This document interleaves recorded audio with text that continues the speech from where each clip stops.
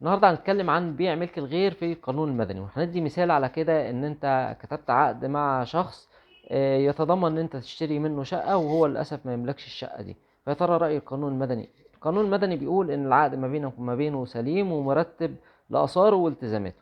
طيب التزاماته ايه؟ التزاماته بتكون التزامك انت بدفع تمن الشقة اللي انت اشتريتها.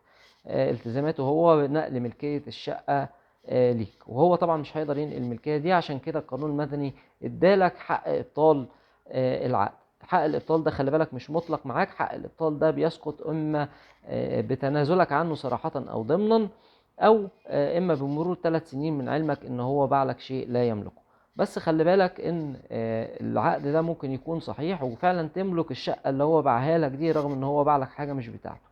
وده في حالتين: حالة ان المالك الحقيقي وافق على العقد ده واقره، والحالة التانية ان هو اصبح بعد كده مالك للشقة دي سواء بالميراث او ان هو اشتراها.